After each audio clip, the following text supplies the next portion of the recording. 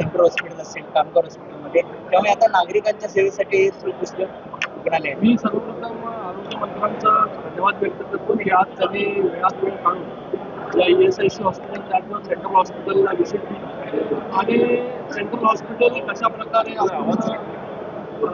Augment करू शकतो, त्याची सुविधा सेवा जी आहे ती कशा प्रकारे वाढवू शकतो आणि ESIC उद्घाटन मला वाटतं आता या उल्हासनगरमध्ये महानगरपालिकेचं एक 200 बेडचं हॉस्पिटल ऑलरेडी सुरू आहे. तिथे लोकांना चांगली सुविधा मिळते. आतापर्यंत म्हणजे आता आम्हाला प्रेझेंटेशनमध्ये कळालं की आतापर्यंत हजारो ऑपरेशन, मला वाटतं 6 ते 8,000 ऑपरेशन जे आहे हे जेव्हापासून हे सुरू झाले महानगरपालिकेचं हॉस्पिटल जेव्हापासून झाले त्याच्यामध्ये सगळे मेजर मायनर सगळे ऑपरेशन पूर्वचे असतील, ऑल्कोचे असतील, सगळे ऑपरेशन जे त्या ठिकाणी झाले. तर त्याच्यामुळे एक मोठा मुलाचा जो आहे त्याचबरोबर आता हे ESIC हॉस्पिटल आहे, त्याचबरोबर आम्ही सेंट्रल हॉस्पिटलची पण पाहणी करतो. या सेंट्रल हॉस्पिटलमध्ये देखील सुविधा जी आहे लोक डॉक्टर जे त्या ठिकाणी देत आहेत त्याच्यामध्ये अजून कशा प्रकारे सुविधा वाढवू शकतो आणि त्याचबरोबर ते सेंट्रल हॉस्पिटल जे 200 बेडचं आहे ते येणाऱ्या काळामध्ये 400 किंवा 500 बेडचं कशा प्रकारे बनवता येईल याच्यावरती चर्चा झाली. ती मागणी जी आहे ती आम्ही सगळ्यांनी मंत्रिमंडळाकडे केली आणि ती मागणी त्यांनी मान्य केली की ज्या प्रकारे ठाण्याचं सिव्हिल हॉस्पिटल झालं 700 बेडचं, त्याच धर्तीवरती उल्हासनगरच्या रिडेव्हलपमेंट त्या ठिकाणी झालं पाहिजे. उल्हासनगरचं हॉस्पिटल सुरू असताना त्याच्या बाजूला जागा जी अवेलेबल आहे त्या जागेमध्ये जे आहे नवीन हॉस्पिटलचं बांधकाम येणाऱ्या काळामध्ये त्याचा DPR बनवू, सगळ्या गोष्टी करू आणि स्टेप वाईज हे उल्हासनगरचं सेंट्रल हॉस्पिटल आहे. त्याचबरोबर मेटर्निटी हॉस्पिटल जे आहे ते मेटर्निटी हॉस्पिटल त्या ठिकाणी एकत्र करू, कारण की मेटर्निटीची इथे पण जागा नाही तर उल्हासनगरचं सेंट्रल हॉस्पिटल आणि मेटर्निटी हॉस्पिटल एकत्रित मिळून 500 बेडचं हॉस्पिटल, मल्टी स्पेशालिटी हॉस्पिटल जे आहे ते उल्हासनगरमध्ये या ठिकाणी उभं आहे. त्यानंतर आता ESIC मध्ये आपण त्या ESIC देखील केंद्राकडून मंजूर झाले पैसे यायला आणि आज हे ESIC हॉस्पिटल उभं आहे. आताच्या घडीला या ESIC हॉस्पिटलमध्ये 100 बेड जे आहे म्हणजे बिल्डिंग खूप प्रशस्त आहे पण त्याच्यामध्ये फक्त 100 बेड त्या ठिकाणी जे आहे सेवा जे आहे ते येणाऱ्या काळामध्ये किंवा जसं मंत्रिमध्ये मिळाले की आपण शिफ्ट करू शकतो लगेच, पण ती फक्त सेकंडरी ट्रीटमेंट असेल. टर्शरीसाठी जे आहे ते परत आपल्याला महानगरपालिकेच्या हॉस्पिटलमध्ये सेंट्रल हॉस्पिटलमध्ये जावं लागेल.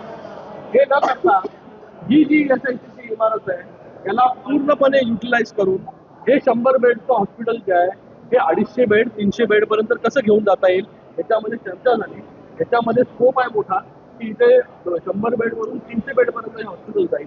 त्याचबरोबर याच्यामध्ये MRI, CT स्कॅन, त्याचबरोबर ऑन्को युनिट या ठिकाणी सुरू झाल्या पाहिजे, सर्जरी झाल्या पाहिजे पेशंटच्या, कॅथलॅब झालं पाहिजे, CABG झाले पाहिजे, बायपास झाले पाहिजे, त्याचबरोबर एन्जिओप्लास्टी झाले पाहिजे. सगळ्या सुविधा ज्या त्या ESIC मध्ये मिळाल्या पाहिजे. हे अगोदर ESIC फक्त कामगारांपुरतं मर्यादित होतं, पण सरकारने जे आहे शासनाने याच्यामध्ये महात्मा फुले योजना असेल, त्याचबरोबर प्रधानमंत्री आयुष्यमान योजना असेल, या योजना सुरू केल्या जेणेकरून नॉर्मल माणूस देखील या उल्हासनगरचा इकडे सुविधा घेऊ शकतो. तर उद्घाटनामध्ये घाई न करता पुढच्या 6 महिन्यामध्ये हे पूर्ण हॉस्पिटल जे आहे हे अपग्रेड करून टर्शरी केअर करून जेणेकरून सेंट्रल हॉस्पिटलवरचा लोड असेल, मेटर्निटीवरचा लोड असेल तो मोठ्या प्रमाणामध्ये कमी होईल आणि लोकांना जे आहे हे 250 ते 300 बेडचं सुसज्ज असं हॉस्पिटल त्यामध्ये 3 मॉड्युलर OT आहे, 2 OT जे आहेत मॉड्युलर अजून वाढवायला सांगितलं आहे. म्हणजे एकंदरीत 5 मॉड्युलर OT जे आहेत ते येणाऱ्या काळामध्ये या ठिकाणी तयार होतील. त्याचबरोबर जे बेड्स आहेत, बेडची संख्या जी आहे, वॉर्डची संख्या जी आहे या ठिकाणी वाढेल, कारण की या पूर्ण प्रशस्त इमारतीमध्ये एवढी जागा आहे.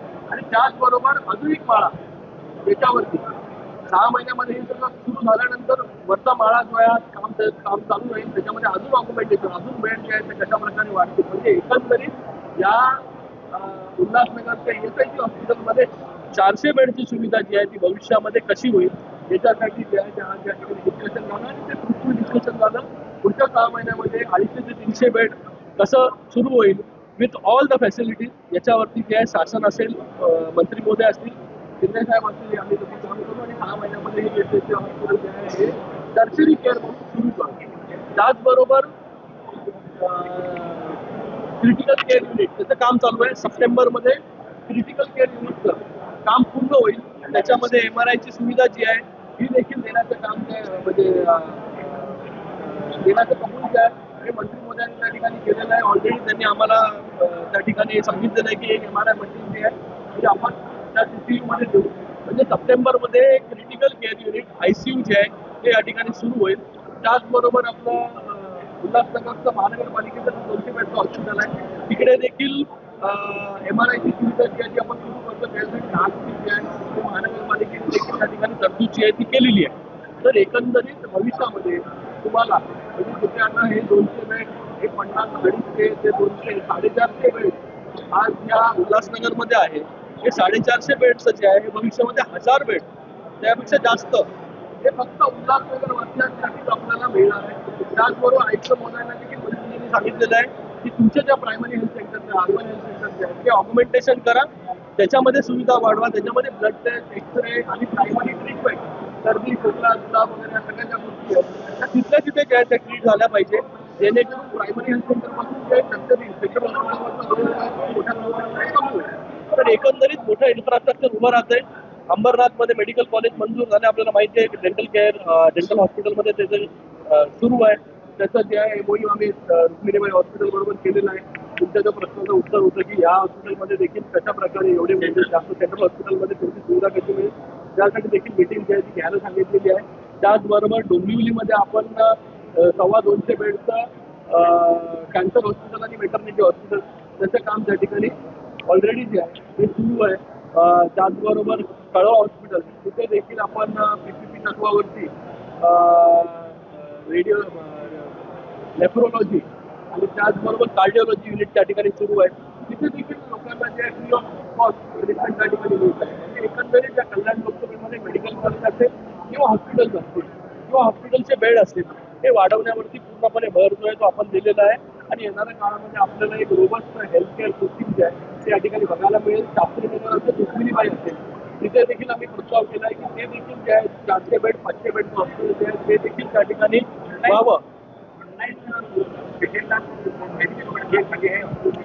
आता त्या सगळ्याच गोष्टी ज्या आता अपग्रेडेशनचा भाग झाला त्याच्यामध्ये टेक्नॉलॉजी जे आहे जेव्हा आपले सगळे हॉस्पिटल होती तेव्हा टेक्नॉलॉजीचा जास्तीत जास्त वापर जो त्याच्यामध्ये AIचा वापर जो आम्ही त्या ठिकाणी करतो. सर मेडिकल हॉस्पिटल बनवत आहे पण इथे उल्हासनगरमध्ये हॉस्पिटलकडे येणारे रस्ते अरुंद आहेत त्यामुळे ज्या असतात त्या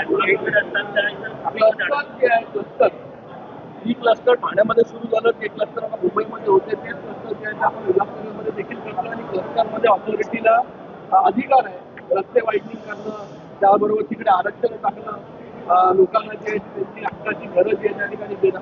मला वाटतं क्लस्टरच एकमात्र उपाय आहे जो उल्हासनगरला पूर्णपणे जे आहे हे सुधारू शकतो. उल्हासनगरमध्ये अजून चांगल्या सुविधा कशा, आरक्षण गार्डन कसे होतील, हॉस्पिटल कसे होतील, शाळा कशा होतील याच्यासाठी क्लस्टर एक मात्र उपाय जो आहे रुंद रस्ते कसे होतील. कल्याण मुरबाड रोड आणि कल्याण अंबरनाथ रोडवरून जे रस्ते हॉस्पिटलकडे येतात त्याचं तरी भविष्यात तात्पुरतं करावं अशी मागणी लोकांनी आहे. कल्याण बदलापूर रोड आपल्याला माहिती आहे की आपण रुंद केलेला आहे. त्याच्यामध्ये ज्या काही स्ट्रक्चर्स आहेत त्याचं कोर्टामध्ये केस चालू आहे, ती देखील आम्ही फॉलो जे महानगरपालिकेकडून सुरू आहे तो देखील लवकरात लवकर मार्गाने घेतो.